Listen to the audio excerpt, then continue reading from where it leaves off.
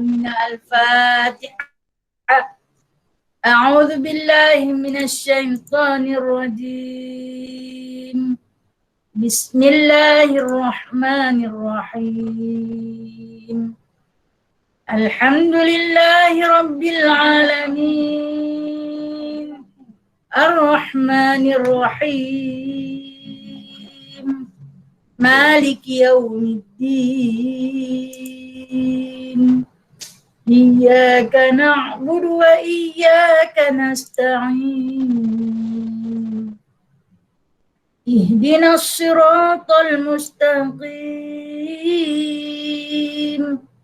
صراط الذين أنعمت عليهم غير المغضوب عليهم ولا الضالين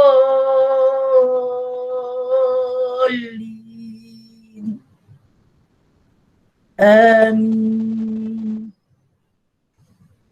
اللهم صل صلاة كاملة وسلم سلاما تاما على سيدنا محمد الذي تنحل به العقد وتنفرج به الكرب وتقضى به الحوائج وتنال به الرغائب وحسن الخواتيم ويستسقى الغمام بوجهه الكريم وعلى آله وصحبه في كل لمحة ونفس بعدد كل معلوم لك برحمتك يا أرحم الراحمين. بسم الله الرحمن الرحيم. رب اشرح لي صدري ويسر لي أمري واحلل عقدة من لساني يفقه قولي. اللهم صل على سيدنا محمد وعلى آل سيدنا محمد. ربي يسر ولا تعسر، ربي تمم بخير يا كريم. سبحانك لا علم لنا إلا ما علمتنا إنك أنت العليم الحكيم إنك أنت السميع العليم إنك أنت التواب الرحيم. أما بعد فيا عباد الله، Alhamdulillah, Alhamdulillah, Alhamdulillah. Banyak kita rafa'kan puji dan puja kepada Allah Ta'ala atas limpahan Allah kepada kita. Rahmat dan nikmatnya begitu besar, begitu agung, begitu hebat. Sehingga sampai hari ini kita masih lagi diberi kesempatan untuk kembali berkuliah pada pagi yang penuh keberkatan ini, yang mana telah berlakunya nisfu Sya'ban pada malam harinya. Allah izinkan kita untuk sama-sama sujud, bersimpuh, memohon istighfar, pengampunan, keredaan daripada Allah. Mudah-mudahan apa yang kita munajatkan pada malam tadi membuahkan hasil yang lumayan yang bakal kita petik dan kita kutip di sana dan bakal kita nikmati sepanjang kehidupan, sepanjang hayat selagi ajal tak menjemput. Mudah-mudahan doa kita diterima, dimakbul, diijabah oleh Allah Ta'ala. Segala keinginan di hati kita, segala hajat yang telah pun kita sama-sama karangkan, rangkaikan, rafakkan kepada Allah. Allah Ta'ala akan tunaikan. Jika tidak di dunia, kita tahu Allah akan bagi di akhirat. Kerana sanya Allah Ta'ala tidak pernah menyalahi janji. Ukhwah muslimah yang dirahmati Allah sekalian, suka sangat-sangat saya nyatakan di sini bahawasanya sebagai manusia biasa, kita semua tak terlepas daripada melakukan kesalahan yang tanpa henti. Seperti mana berputarnya jarum jam, begitu juga berputarnya kitaran hidup kita, yang ada suka, ada duka, ada dosa, ada pahala. Dan sebagai manusia biasa, saya juga tak lepas daripada kesalahan dan kesilapan. Mohon kepada semua sahabat-sahabat yang dikasihi oleh Allah, yang soleh dan solehah belaka, yang mohon keampunan segala kesilapan, pertuturan saya, kelakuan saya, tingkah laku yang tak berkenan di hati, mohon ampunkan. Mudah-mudahan buku baru kita ini permulaannya adalah yang terbaik. InsyaAllah ta'ala. Baik, jadi bagi menambahkan keberkatan agar apa yang ditulis oleh malaikat kiraman katibin lebih indah, lebih cantik di dalam buku catatan amal kita, maka marilah sama-sama kita bermujahadah di dalam menuntut ilmu Allah Subhanahu wa taala. Yang ini insya-Allah hari ini kita akan sambung pelajaran tafsir kita daripada surah An-Nazi'at. Kita akan sambung hari ini ayat yang ke-27 nah. Insya-Allah nah. Baik, sebelum tu kita baca sikit nah. A'udzu billahi minasyaitonir rajim.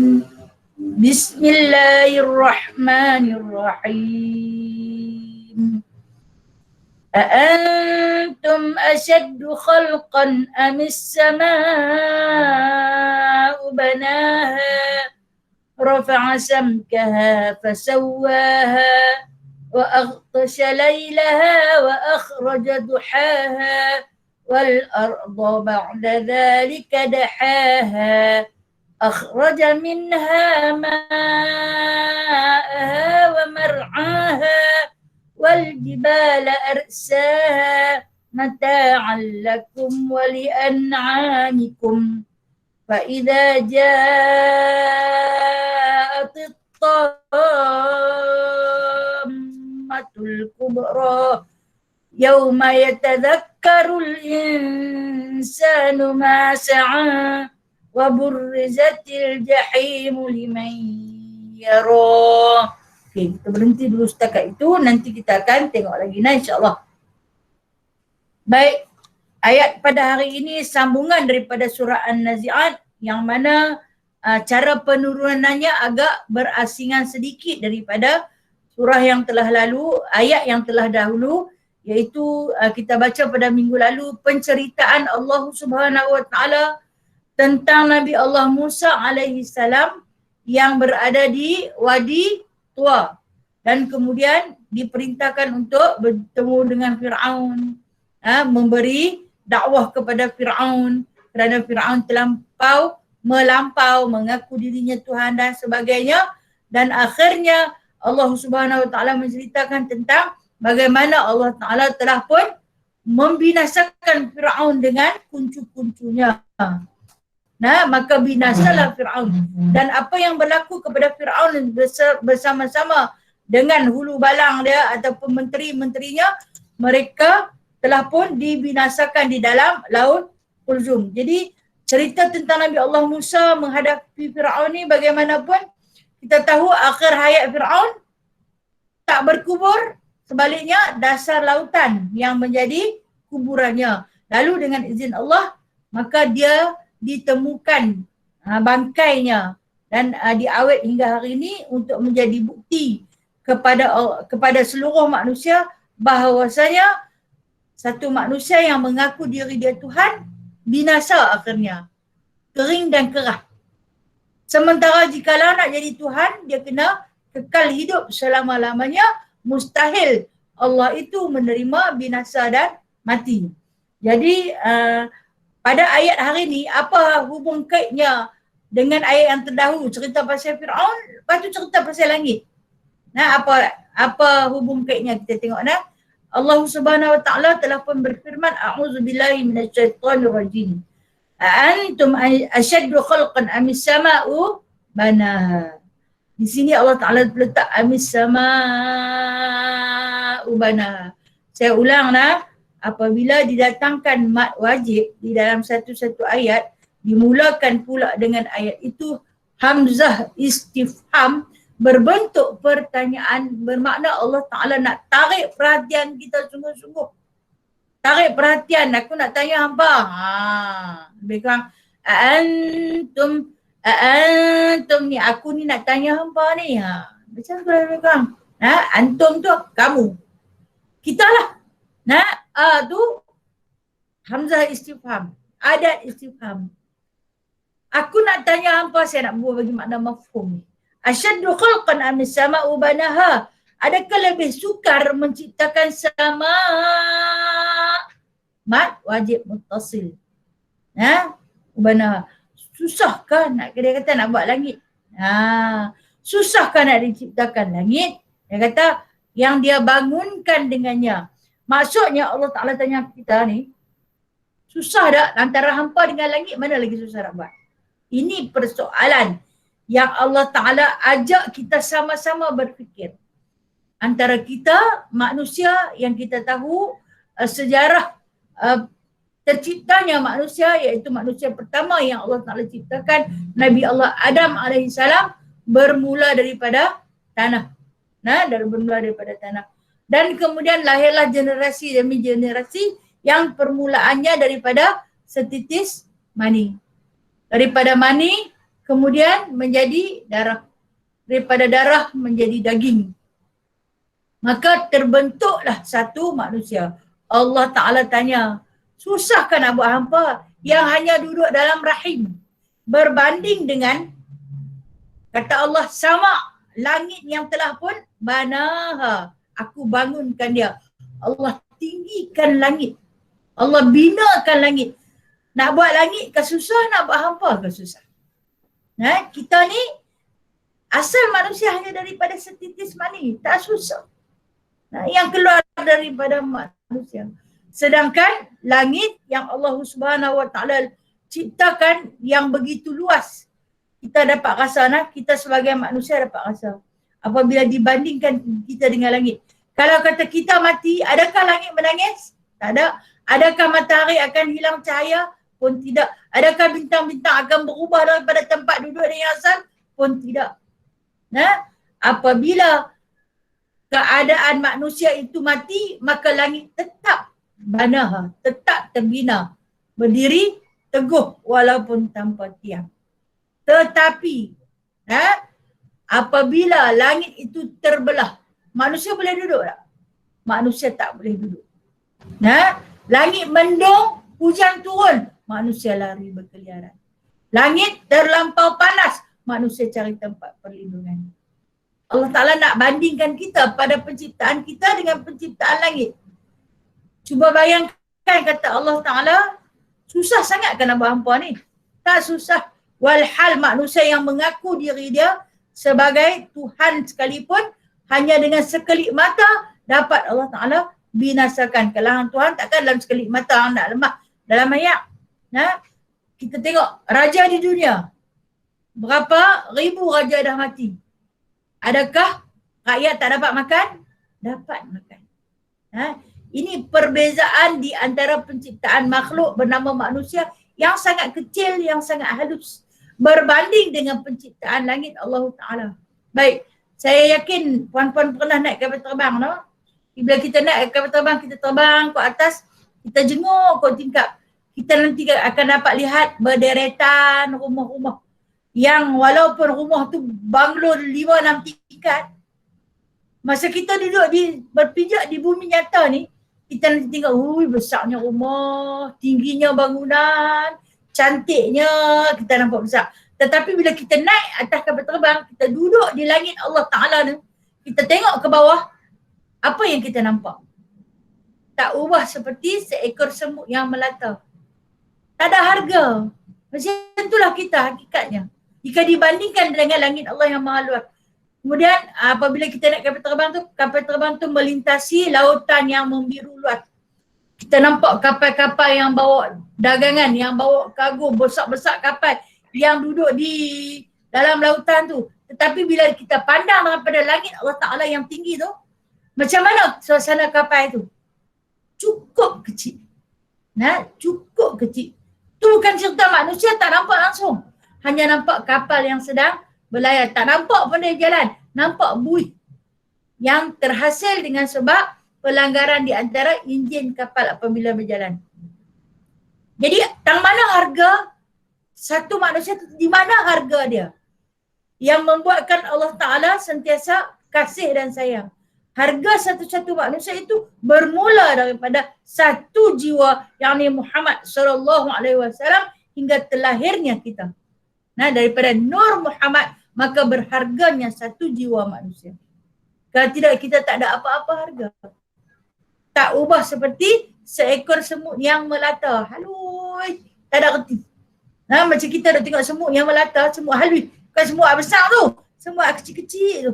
Tak ada harta, tak ada harga bagi kita. Nah, mati dia kah, hidup dia kah, dia tak ada manfaat pada kita. Begitulah juga kita dengan Allah. Tidak ada satu manfaat yang boleh kita bagi ke Allah yang Allah Ta'ala perlu berhajat kepada kita. Allah Ta'ala tak berhajat apa-apa pun pada kita. Jadi kata Allah, hampa dengan langit, bandingkan hampa dengan langit sudahlah.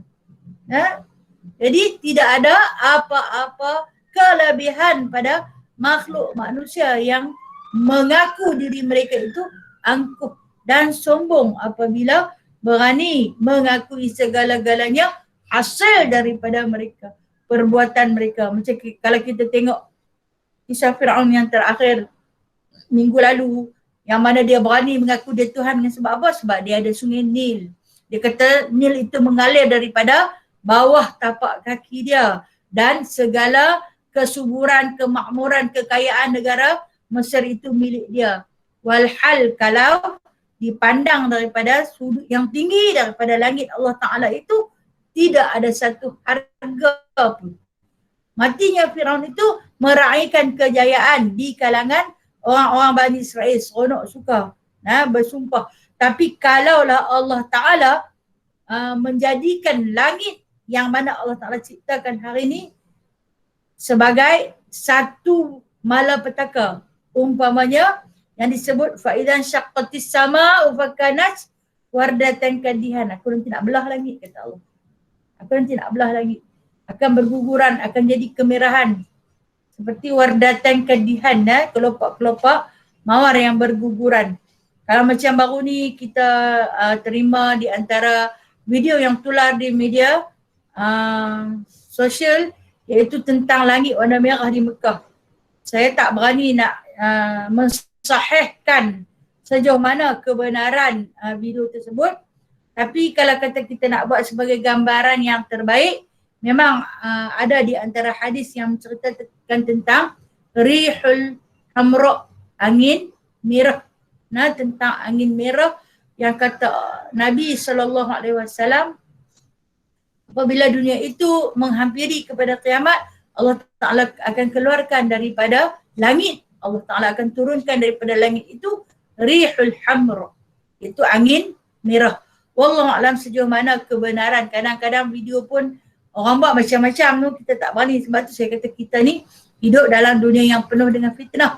Selalu diada-adakan. Kita dah dekat nak percaya, tengok-tengok dah ditipu. Okey, baik. Itu sifat manusia, suka ambil kesempatan di atas kelemahan orang lain. Yang mana sikap Allah Ta'ala ni ajak kita sama-sama berfikir tentang bana. Bana ni maksud dia dibangunkan. Dibangunkan langit Allah Ta'ala tanpa menggunakan tiang, tanpa menggunakan tangga.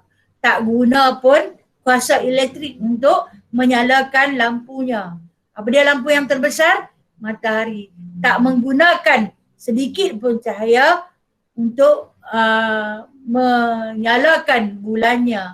Begitu juga dengan bintangnya yang ada berkejip-kejip dan ada yang terus menyala. Kalau nak dibandingkan kita dengan makhluk yang paling-paling besar Allah Ta'ala buat tu, maka besar manalah sangat kita ni, kecil sangat-sangat.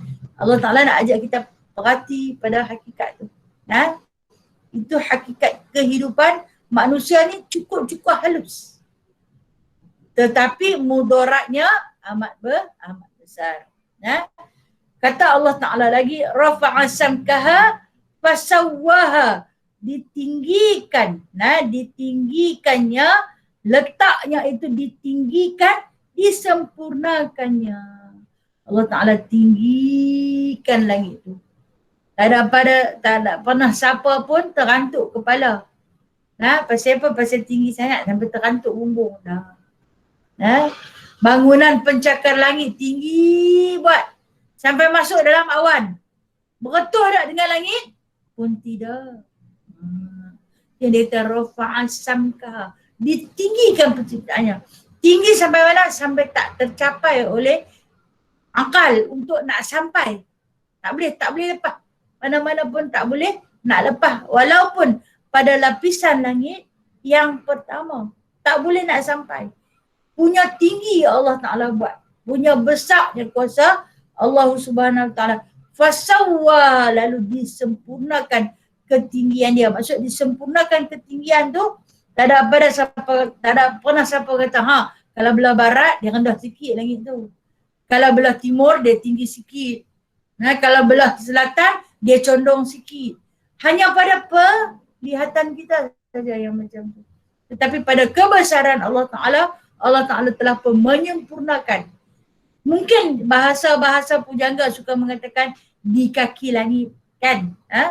Di kaki langit. Langit ada kaki? Tak ada, cuma pada pandangan mata kita. Pandangan mata kita nampak dia macam terbit di kaki langit dan sebagainya. Kita sebut macam itulah. Cahaya syafaq. Apabila kelihatan cahaya syafaq di kaki langit. Ini bahasa fiqh. Tanda apa tu? Tanda apa? Tanda masuknya waktu maghrib. Ataupun tergelincir matahari. Tanda masuknya waktu zuhur. Macam mana boleh matahari tergelincir? Kalau matahari tergelincir, jatuh timpa ke bumi. Ini bahasa fiqhnya. Bahasa fiqh. Yang gelincir tu bukan matahari. Yang gelincir itu adalah bayang-bayang kita. Bayang-bayang daripada objek yang diletakkan untuk melihat masuknya waktu solat. Dan kelihatan cahaya putih di kaki langit. Ataupun benang putih di kaki langit. Tanda masuknya waktu subuh. Boleh sebut sahaja. Walhal langit itu memang tak sampai. Kerana Allah Ta'ala rafa', tinggikan dia. Tinggikan kedudukannya, letaknya. Dan Allah Ta'ala sempurnakan dia. Makna dia tak ada tinggi, tak ada rendah. Macam bumbung rumah kita yang di tengah tinggi. Pergi ke dapur dia rendah sikit. Kalau kata rumah di Malaysia ni dia buat bumbung bagi sama lagu tu. Sebab Malaysia ini banyak menerima hujan. Agak sukar untuk air tu nak mengalir. Jadi ni keadaan kita buat bumbung pun ada tinggi, ada rendah. Itu pada pembuatan manusia. Tapi tidak pada pembuatan Allah Ta'ala, tidak pada penciptaan Allah Ta'ala, cukup tinggi dan cukup sempurna. Kata Allah lagi, wa aghtasha lailaha wa akhraja duhaha, dan digelapkannya pada waktu malam. Aghtash ni maksud dia gelap pada waktu malam. Bilakah bermulanya waktu malam? Baik, kita tahu bermulanya waktu malam apabila masuk maghrib. Itu bermulanya malam. Masuk maghrib, itu bermulanya malam. Lepas maghrib ke Isya. Lepas Isya ke tengah malam. Kemudian ke dini hari. Manusia bangun balik bertahajud. Kemudian subuh. Apabila subuh berlakunya Isra'. Terbit matahari. Bilakah dia kata? Wa akhraja duhaha. Apabila selesai malam, lalu Allah Ta'ala akhraja, mengeluarkan duhaha, terang cahayanya. Siang. Bilakah bermulanya waktu siang? Bermulanya waktu siang daripada selepas subuh. Selepas subuh, habis subuh tu kira kita panggil waktu syuruk. Sampai bila? Sampai masuk maghrib. Itu kata Allah bermulanya pada waktu siang.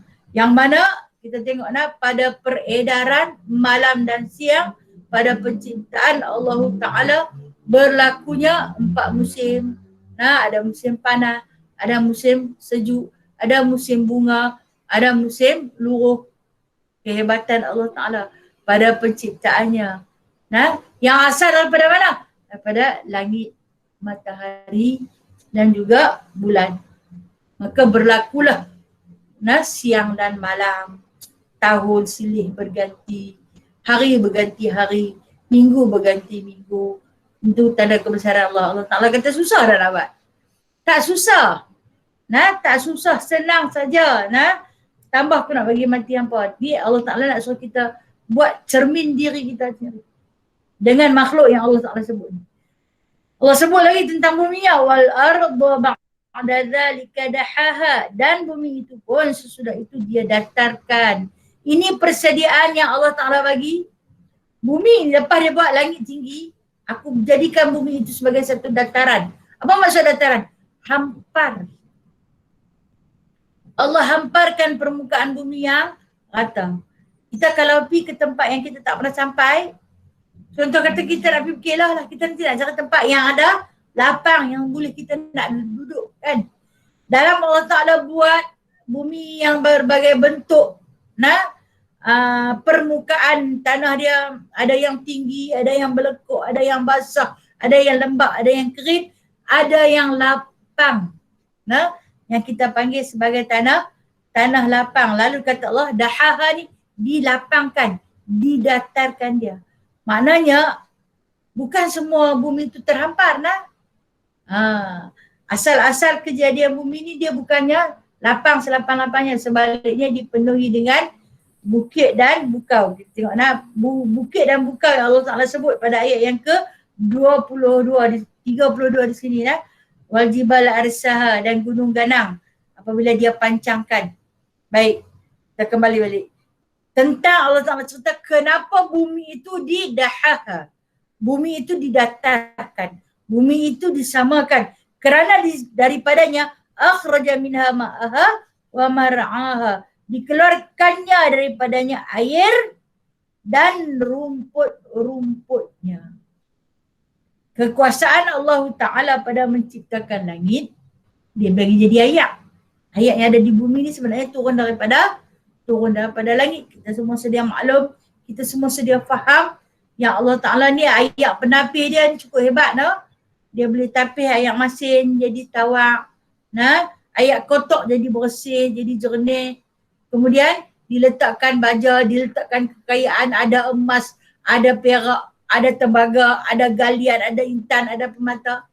Diletakkan lalu diturunkan di muka bumi ini. Dengan sebab apa? Sebab bumi itu yang mendatar. Kita tengok bumi yang mendatar, ada yang menerima hujan daripada langit, serap terus masuk. Serap. Bila serap masuk, apa jadi pada air yang diserap masuk? Dia menjadi simpanan. Simpanan untuk kita. Kita korek buat telaga. Simpanan untuk manusia itu hidup. Punya mengharap. Tapi kalau dia tak serap masuk, dia akan mengalir. Jadi sungai. Sungai yang akan mengalir. Jadi satu kehidupan kepada manusia. Kemudian sungai itu hantar pergi ke mana?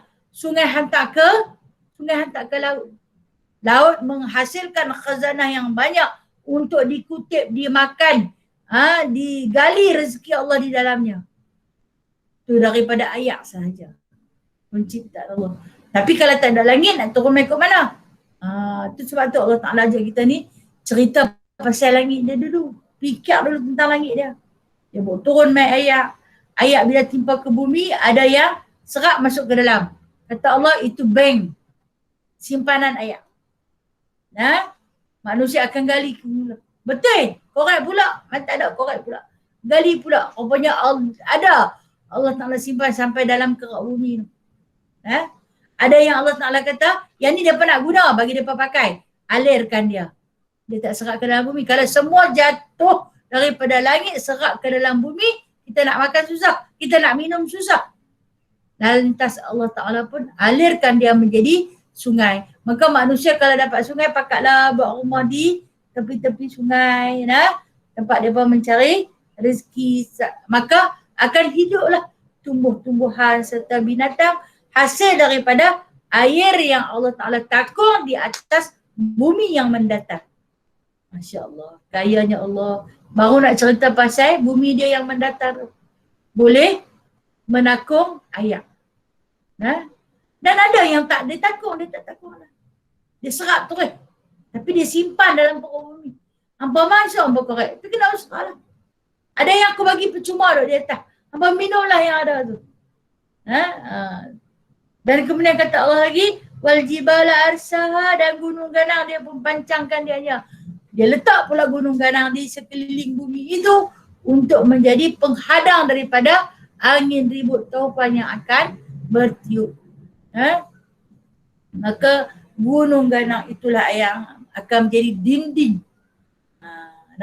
Akan menjadi dinding pada manusia untuk meneruskan kehidupan. Kata rumah tu tak kena ribut, dia balik bukit. Dia lindung bukit. Itu peranan yang Allah Ta'ala jadikan jibal, gunung ganang. Manusia ni bila ada akal, ada otak yang Allah Ta'ala bagi tu, digunakan akal dia untuk mendaki gunung.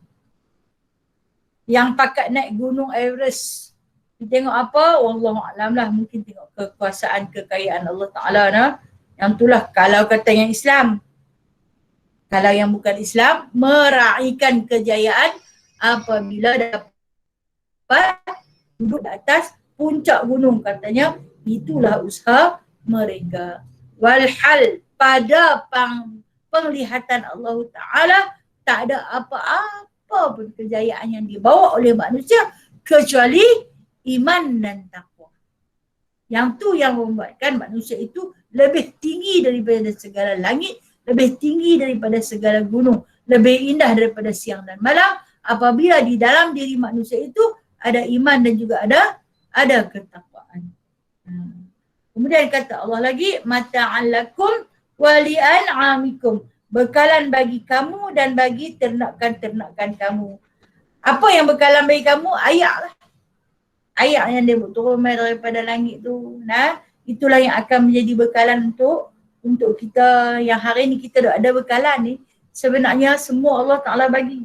Bermula daripada langit dan air yang turun daripada langit. Itulah bekal yang kita duk makan minum hari-hari, yang kita duk pakai. Kalau hujan tak turun daripada langit, takkan tumbuhlah tumbuh-tumbuhan. Bila tumbuh-tumbuhan tak tumbuh, maka manusia tak boleh pakai baju. Pokok kapas tak ada. Binatang ternakan tak boleh hidup. Kita pakaian kita buat daripada kapas, ataupun bulu binatang, ataupun kulit binatang. Jadi kalaulah hujan tak turun, akan tumbuh tak pokok? Tak akan tumbuh pokok.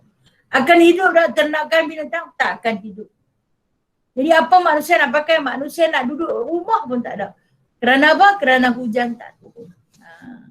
Itu bergantung rapatnya kita dengan langit. Walaupun dia tinggi jauh di sana, tapi cukup dekat dia dengan kita apabila dia mengalirkan air. Dia turun air, itu hubungan kita dengan langit. Dekat tak? Dekat sangat-sangat. Akrab sangat-sangat apabila turunnya hujan. Itu hubungan kita. Cukup rapat. Jadi kita perlukan tak? Kita memerlukan kepada segala-galanya. Wahai manusia. Wahai manusia, termasuklah saya sendiri. Sesungguhnya kita sangat-sangat berhajat kepada Allah Ta'ala. Kekayaan Allah. Kita memerlukan sangat-sangat kepada Allahu Ghani, Allahu Mughni. Allah yang kaya lagi mengkayakan. Allahu Razak, Allah yang maha memberi rezeki tanpa pernah berhenti kepada kita pada setiap saat, setiap ketika. Allah Ta'ala tak pernah berhenti. Satu detik pun memberi rezeki kepada kita terus menerus hingga sampai kita dijemput oleh ajal, sampai kepada penghujung akhir kita. Yang mana kalau kita tengok rumput-rumput yang paling halus juga berhajat kepada Allah. Kalau tidak, takkan tumbuhlah walau satu pun. Takkan tumbuh. Masya Allah. Ini kekayaan Allah Ta'ala, kekayaan yang maha tinggi, kekayaan yang tidak ada tolok tandingannya daripada langit sahaja. Itu ya Allah Ta'ala tanya pada kita, susah sangat kan nak buat apa? Tak susah mana pun. Jangan duk belagak lah tu, tak ada apa dekat kita ni Kita hanyalah satu makhluk di kalangan berjuta-juta makhluk yang Allah Ta'ala ciptakan. Dan Allah Ta'ala pandang kita dari segi hati. Semuanya ada di dalam sanubari kita, iaitu seketul hati yang bakal mencorokkan peribadi kita. Sebab tu apabila ditanya adakah orang yang mulut jahat tapi hati bagus, ada orang macam tu? Tak ada orang macam tu, tak ada orang yang mulut saja jahat tapi hati bagus, tak ada. Kerana kata Syekh Habib Zainal Abidin, dia kata tidak ada yang mulut dia jahat, hati dia bagus. Kerana apa yang keluar daripada mulut dia itu, itulah cermin hati dia. Kita kena tahu. Bila orang kata istilah macam tu, kita kembali kepada hadis Rasulullah sallallahu alaihi wasallam, idza saluhat jasadi kullu wa idza fasadat jasadi kullu. Kalau kata cantik, kalau kata soleh, kalau kata baik, baiklah. Baik, kalau baik hati tu, baiklah jasad. Baik jasad ni apa dia? Termasuklah mulut lidah. Tapi kalau kata rosak, maka rosaklah jasad. Mulut, lidah dia, tingkah laku dia semua jahat. Dengan sebab apa? Sebab hati dia dah rosak. Hati kita macam mana kita nak bekalkan dia? Kita bekalkan dengan keimanan dan ketakwaan. Macam mana kita nak memupuk keimanan dan ketakwaan? Daripada ilmu. Macam mana kita nak cari ilmu agar lebih berkat? Daripada pemakanan. Makanan nak kena tengok pula. Makanan macam mana nak cari keberkatan? Macam mana nak membuahkan makanan? Nak menghasilkan makanan? Sebenarnya bila kita cari, mai daripada ayat hujan yang turun. Dan daripada ayat hujan yang turun tu, dia mai daripada langit. Allahumma sayyiban nafi'a. Setiap kali hujan kita mesti baca doa kan. Ya Allah, jadikanlah hujan ini hujan yang memberi manfaat. Manfaat untuk kita minum, untuk kita makan, untuk kita guna sehari-harian, untuk kita selesa hidup dengannya. Kita minta manfaat. Itu besar doa tu sebenarnya. Sebab bermulanya kehidupan daripada air. Air yang turun daripada langit. Itu bermulanya sebuah kehidupan. Sebab tu Allah Ta'ala suka cerita pasal air dia, pasal langit dia. Apa hubungan kita? Hubungan dekat sangat-sangat. Rapat sangat-sangat hubungan dengan kita. Okey. Hanya kitalah saja yang berbeza-beza dari segi perbuatan, tingkah laku kita, akhlak kita, keimanan kita, tingkatan amalan kita. Itu perbezaannya. Okey, kita tengoklah. Sambungan ayat seterusnya. Fa'idha ja'atit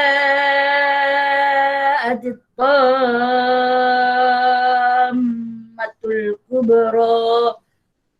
Okey, di sini Allah Ta'ala bawa kita ada dua mat panjang-panjang kat situ. Fa'idha ja'at, mat wajib. Dia mat harkat. Lepas tu tammatul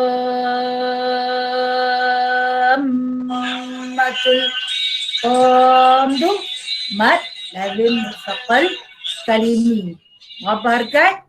6 harkat. 5 campur dengan 6, jadi 11 harkat ada dekat situ. Kenapa kalau kata dibawa panjang?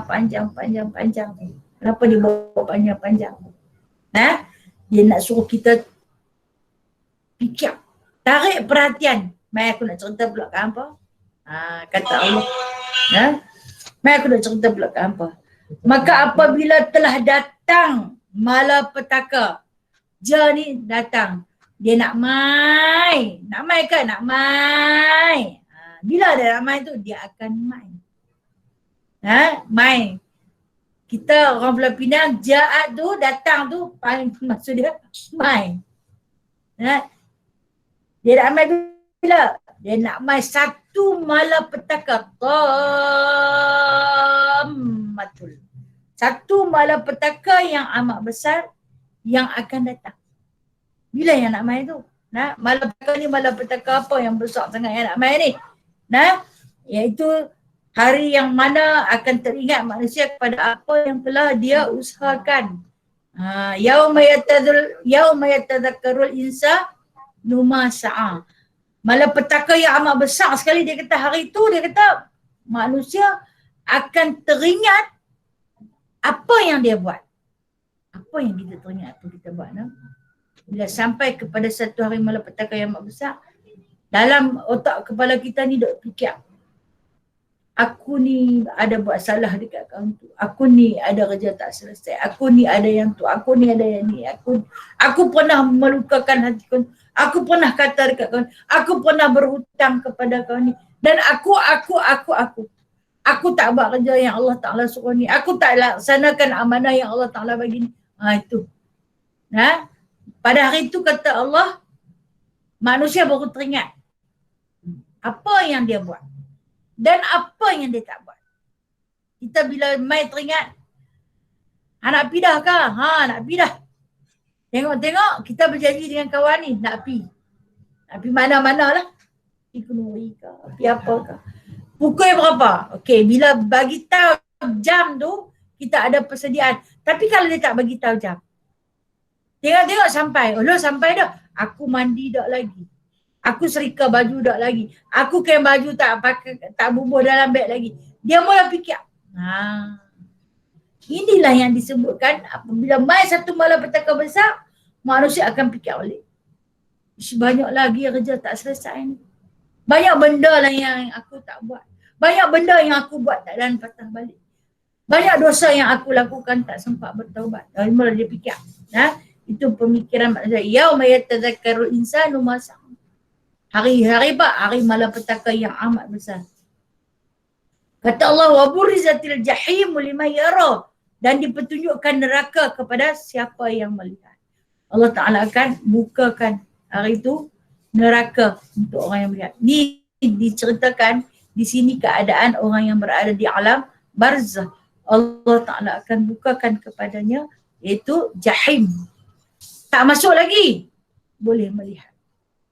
Tak masuk lagi dalam neraka, tapi boleh nampak. Muka tak mau tengok. Muka tak mau tengok. Kalih muka kau lain. Tak boleh nak tengok. Tak sanggup nak tengok. Tapi tak boleh, Allah Ta'ala takkan palingkan wajah kita ke arah lain. Maka kena tengok juga. Kena tengok juga. Ni kata Allah Ta'ala. Kita pada satu-satu benda kalau boleh kita pandang. Kita bawa kereta. Kita nampak di depan tu ada kemalangan. Orang bagi tahu depan tu ada kemalangan. Wish, accident. Putih kepala, nak tengok? Tak tengok. Tak boleh nak tengok. Tak boleh nak pandang. Tapi jahim esok ni kena tengok kata Allah. Macam mana keadaan neraka yang disebut sebagai jahim. Mau tak mau, liman yara. Mereka yang Allah Ta'ala bagi tengok. Kita tak tengok kalau duduk seorang-seorang. Tengok gambar hantu pun kita takut. Tak kira lah siang ke malam ke. Kalau tengok gambar hantu, hak yang kita tahu tu bermerung tu. Mana ada hantu. Tapi bila hang tengok gambar hantu, hang takut. Sekali lagi kalau dia main terkejut, kita duduk seorang-seorang tu menjerit. Tak tengok, rasa teringin nak tengok. Bila dah tengok, takut. Tahu benda tu benda bermerung, itu hanya sekadar lakonan manusia. Tapi siapa takut? Pada suasana dia. Padahal jahim ni Allah Ta'ala cerita dah tentang ketakutannya. Cerita dah tentang ketakutannya. Kalau kata hampa tak mau duduk dalam tempat takut tu, hampa jangan buat kerja yang nak kena masuk dalam tempat yang hampa takut tu lah. Tapi oleh kerana manusia ni dia cepat, lupa. Dia tak hampa kisah. Dia takut sat. Tak lagi, dia buat pula. So dia takut sat, kemudian dia buat pula. Kata, hang berani ke nak tengok? Tak berani nak tengok. Tapi pasal apa hang buat? Nak buat macam ni dah terbuat. Yang tu pun dia terbuat. Kata Allah, fa'amma man tagha. Kita tahu kalau maksud tagha ni apa? Melampaui batas.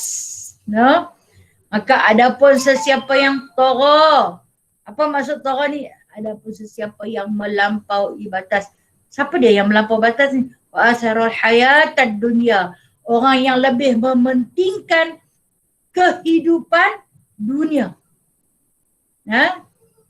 Walhal kita tahu kan dalam surah Ar-Rahman Allah Ta'ala sebut kullu man 'alaiha fan wa yabqa wajhu rabbika dzul jalali wal ikram. Tiap benda yang ada di atas muka bumi ni semua binasa. Jadi apa yang kita kejarkan pada kebinasaan ni? Manusia dia suka walaupun dapat sat saja. Lepas tu sementara dia nak jemui, cemut, kata orang kampung. Bila dia cemui, semuanya tu berebut dan dapat kat dia dan jemu, dia main, dia mula nak buang. Dia tahu benda tu biasa.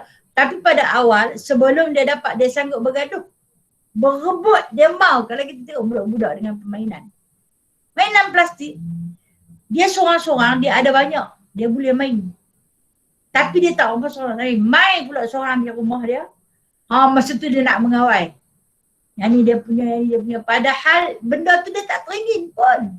Tapi oleh kerana nafsu ketika tadi, bila adanya orang lain, maka menjadi satu perebutan. Kalah menang lain cerita, janji benda tu dapatkan. Walhal kata Allah, itu hanyalah kehidupan dunia semata-mata. Hampa nak berebut pada buat apa benda tu? Kalau kita tengok budak-budak tak cerdik yang duk berebut tu, kita boleh ambil satu pengajaran. Yang nak berebut, apa benda tu hang punya. Sekali lagi dia balik, hang mainlah seorang-seorang. Tak, dia tak apa, dia nak berkeli juga. Nah, dia sanggup pukul. Sebab apa? Sebab yang tu dia nak pertahankan dia punya, dia mau juga. Kena yang budak yang main tu lagi garang daripada dia pun mau berebut habis. Aku kata, kata aku, kalau kita tengok, itu perumpamaan Allah Ta'ala tunjuk. Manusia macam itulah. Pada sesuatu yang bukan milik dia, dia mau. Ya? Pada sesuatu yang hanya bersifat sementara, dia mau. Tapi cuba kalau dia punya terus. Tak berapa kisah sangat. Ya? Tak berapa kisah sangat. Macam yang saya cerita lah, kita di rumah kita ada pokok pelam. Ya? Di rumah Khalin ada. Kita akan nampak pokok pelam di rumah orang yang bergayuk-gayuk tu. Padahal di rumah dia jatuh bercambah ke tanah. Pun dia tak apa kisah. Dia nampak orang lain punya. Sebab sesuatu yang tak kekal. Bukan dia punya, dia mahu orang punya. Inilah sifat kata Allah. Manusia yang macam ni melampau. Dia berhajat kepada sesuatu yang tak kekal. Janji aku dapat demi sebuah kepuasan nafsu yang tak pernah rasa cukup, mengejar pada sesuatu yang dia sendiri tak pasti nak dapat ke tak dapat ke. Kalau kita fikir hasil usaha kita yang selama ni, adakah membuahkan satu hasil yang boleh kita nak bawa ke akhirat. Contoh kata kita pernah kerja, kalau kena main shift malam dah, kadang-kadang sambil buat kerja terpejam-pejam mata, sampai tak boleh nak buat kerja, pening kepala, sampai nak termuntah, masuk angin dan sebagainya. Adakah hasil berjaga malam kita itu membawa sesuatu hasil yang kekal di akhirat? InsyaAllah. Sebab kerja tu satu ibadah tau. Kerja tu satu ibadah. Kalau dia berhajat, dia kerja adalah untuk menafkahkan ahli keluarga dia. Daripada nafkah yang diberikan kepada ahli keluarga dia, boleh membuahkan hasil pertumbuhan kepada jasad ahli keluarga dia itu yang soleh dan solehah, pahala yang akan dia bawa di akhirat. Tapi kalau dia kejap dunia semata-mata untuk mencari kemewahan, yang ni kata Allah, orang yang paling melampau. InsyaAllah mudah-mudahan apa yang pernah kita usahakan satu ketika dulu kan, kita dengar kawan-kawan kita dulu pergi kerja susah payah, bangkit pukul 3-4 pagi, masak untuk ahli keluarga, kemudian belum sempat subuh, dah keluar pergi tunggu bas. Kalau keluar lepas subuh, bas tinggal, kena keluar sebelum subuh. Tidur tak apa cukup, naik tidur di atas bas.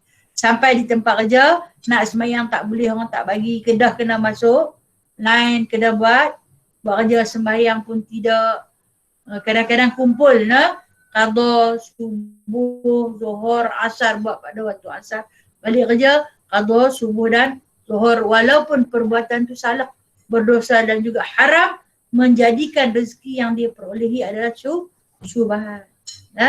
Ini yang mementingkan kehidupan dunia yang bersifat sementara, walhal ada satu lagi kehidupan yang lebih kekal, dia tak nampak. Maka Allah Ta'ala kata, fa inna jahimu liman yara. Dia nak bagi bulat tengok. Bagi bulat tengok apa? Maka sesungguhnya neraka jahimlah tempat dia.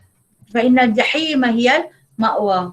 Maka jahim Dia mai cerita balik jahim. Tadi dia bagi tengok. Tadi dia bagi tengok saja. Di mana dia bagi tengok? Di alam barzah dia bagi tengok. Bila masuk ke sana, maka ma'wa. Bukan ma'wa ni lah, ini ma'wa.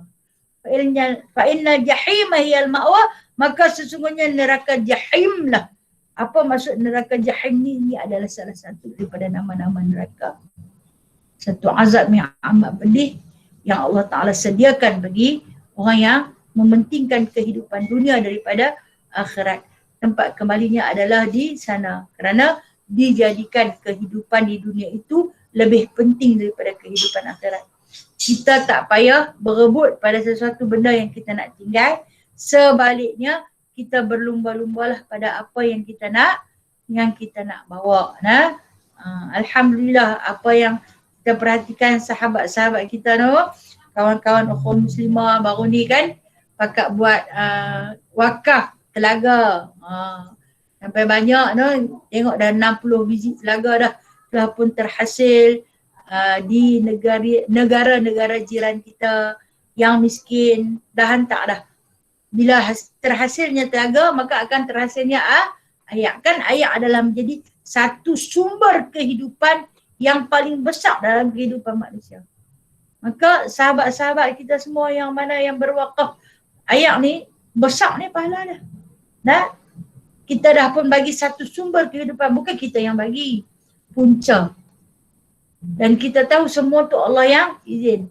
Kalau kata kita bagi duit buat telaga pun, kalau air tak terbit, tak jadi juga no. Sampai air tu terbit, baru jadi. Siapa yang menerbitkan air? Bahkan kita tahulah. Adalah Allahu Subhanahu wa ta'ala. Dan kemudian, satu lagi ayat yang ke-40. Wa amma man khafa maqama rabbih wa nahan nafsa 'anil hawa. Dia nak tengok kita nak jadi orang yang macam mana. Dan adapun orang-orang yang takut akan kebesaran Tuhannya dan menegah dirinya daripada pengaruh hawa nafsu. Orang yang takut akan kebesaran Tuhannya, takut sungguhlah ke Allah ni, no? Takut sangat-sangatlah pada Allah ni. Takut nak buat ni, takut nak buat tu, yang ni Allah Ta'ala tak bagi, yang ni Allah larang, yang ni Allah kata jangan buat, yang ni Allah kata jangan hampir, ini Allah Ta'ala kata jangan tengok. Khauf. Orang yang bertakwa orang yang bertakwa. Orang yang benar-benar bertakwa ini sentiasa menjaga diri dia daripada segala larangan Allah Ta'ala. Itu adalah orang yang bertakwa. Disebut sini orang yang khauf. Sebab apa dia nak jaga diri dia dengan kebesaran Tuhannya dan sentiasa dia menahan nafsa 'anil hawa, menghalang nafsu dia daripada dituruti. Jaga jangan ikut, tak boleh ikut sangat. Nafsu ni dia kalau kita turut dia, kalau kita ikut dia tak pernah puas. Dia tak pernah cukup. Lepas yang ni dia mau. Lepas ada yang ni dia mau.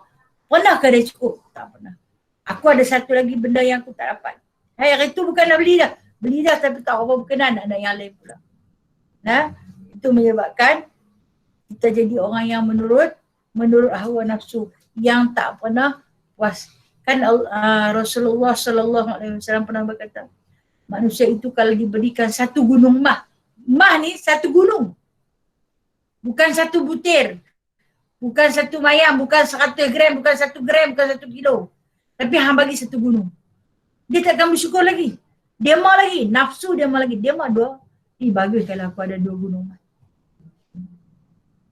Walhal kalau dia tak ada terus, dapat besar bulu mata pun jadilah.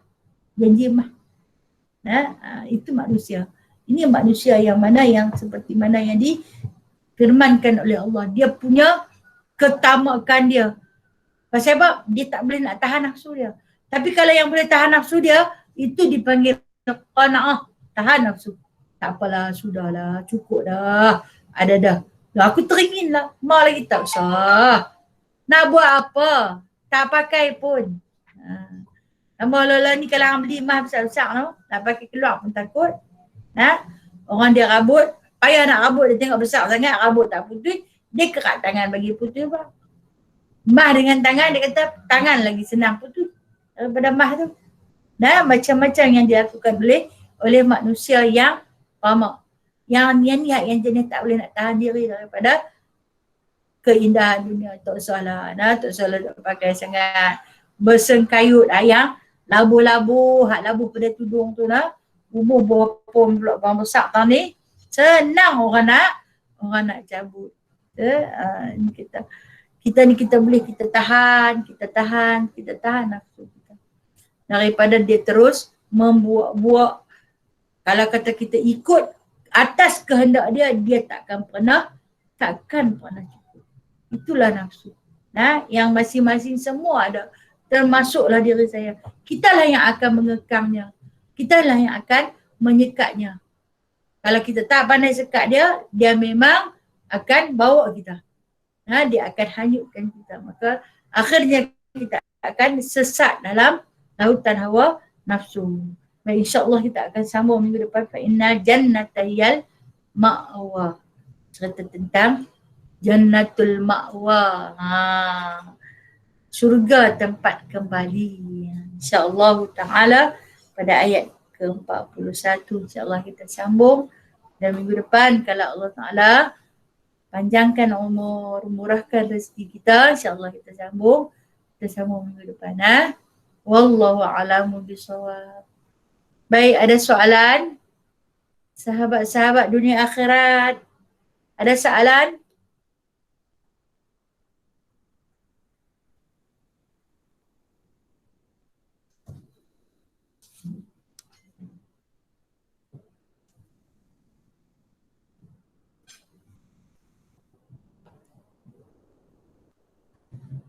Tak ada Tak ada ke malu? Tak tahu nak tanya. Ya? Tak tahu nak tanya. Ya, sila. Tak tahu. Tak tahu nak tanya. Nak tanya tapi tak tahu nak tanya. Okey. Faham. Pak lawak lah Kak Lia ni. Assalamualaikum Ustazah. Waalaikumsalam warahmatullahi wabarakatuh. Kak Jah kah? Ya. Ya Kak Jah. Kita ni kan macam orang yang semayang lah kau semua. Kita kena masuk neraka dululah Ustazah baru masuk syurga. Macam tu ke? Takut lah. Masya Allah, soalan ni susah saya nak jawab no. Kita kena masuk neraka dulu, ya Allah takutnya no. Tak maulah masuk neraka pun kan. Mesti kita ada buat salah. Ya betul Kak Jana, betul. Saya pun macam Kak Jana berfikir sendiri nah. Dengan diri yang tak sempurna nah. Baik pun ada, jahat pun ada.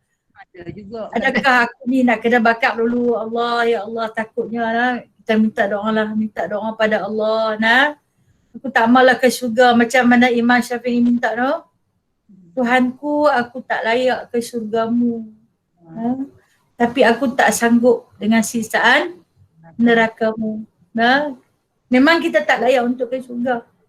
Tapi kita tak sanggup dibakar neraka. No? Kalau kata ditanyakan soalan ni, insya-Allah maaf Kak Jah, saya tak boleh lah nak jawab. Saya takut nak jawab no. Kita tahu no, kita kenal ke diri kita, kita tahu amalan kita yang tak banyak mana. Memang neraka lah tempat kita tapi tak sanggup lah, tak sanggup. Buat baik buat juga, no, tapi tak banyak mana no. Jana? Ya. Maaf. Maaf tak kita jawab.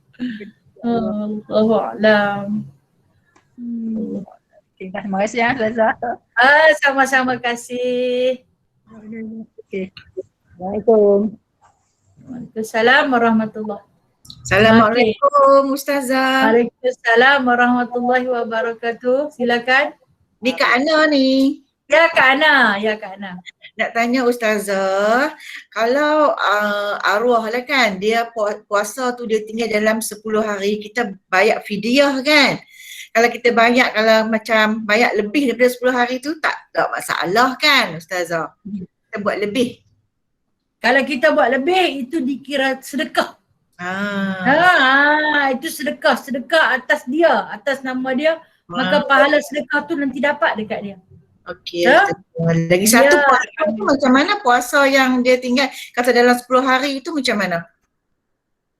Okey, puasa dia tak payah bayar sebab dia dah mati.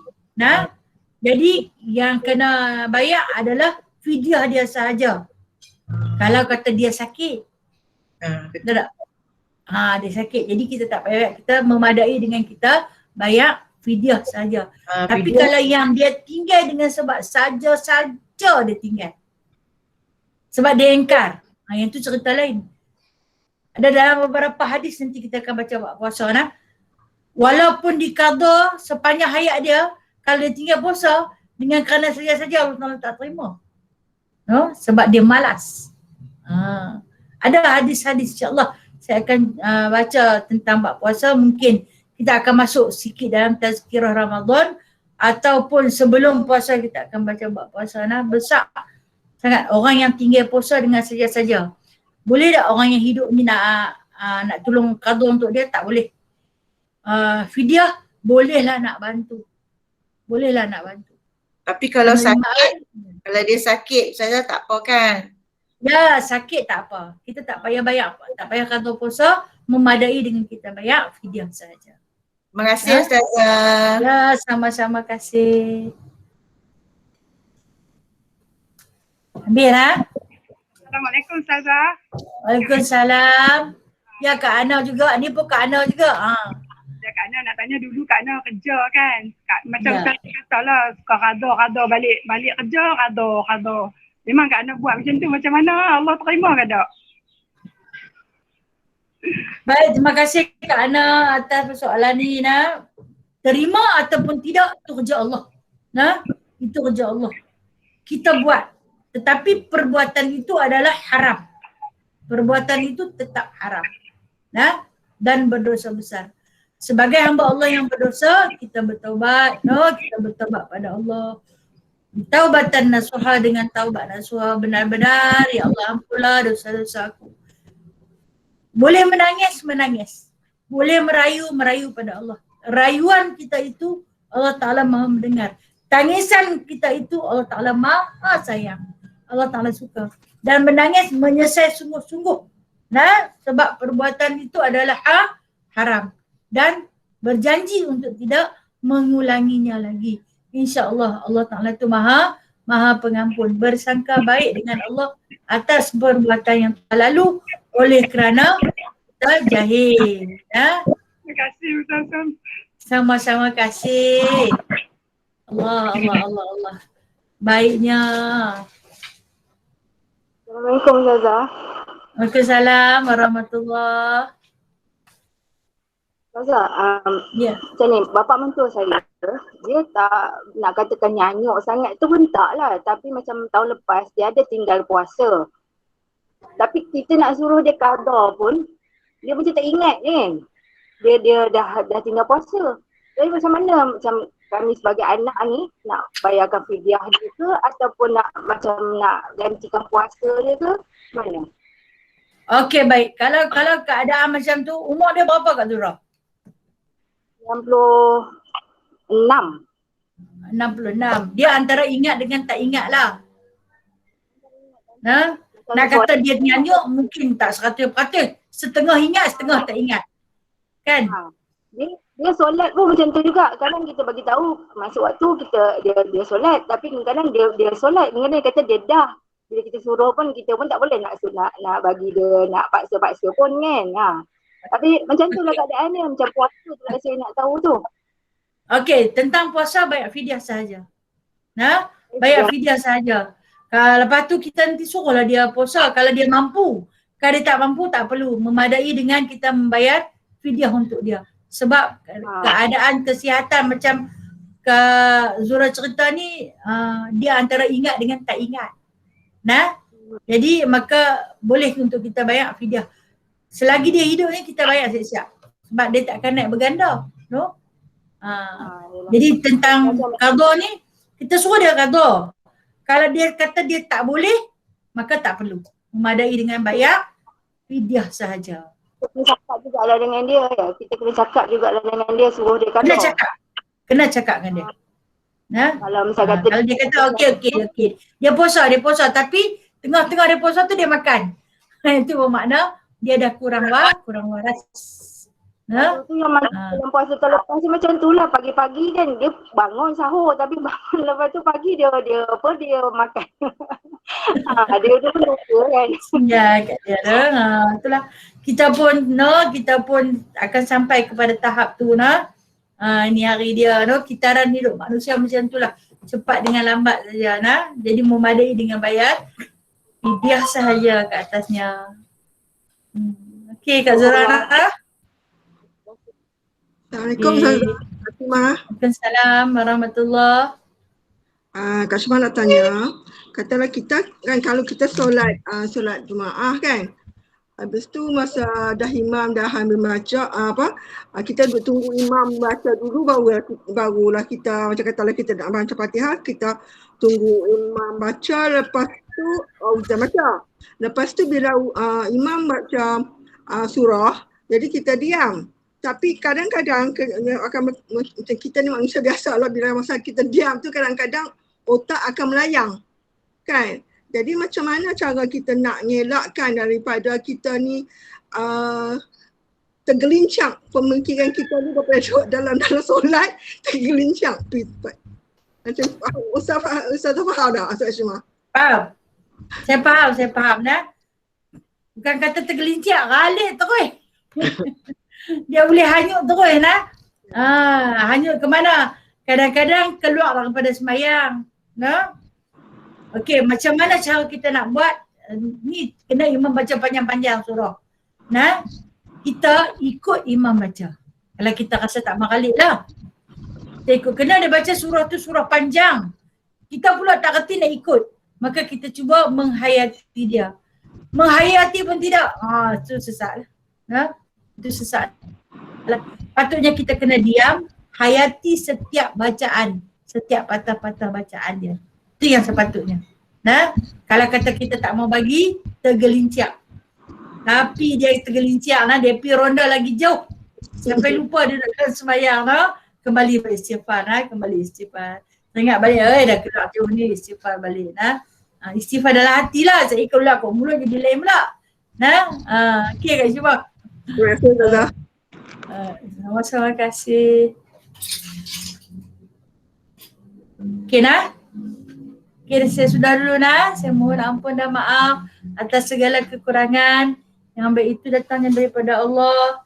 Yang lemah dan kurang itu daripada diri saya sendiri.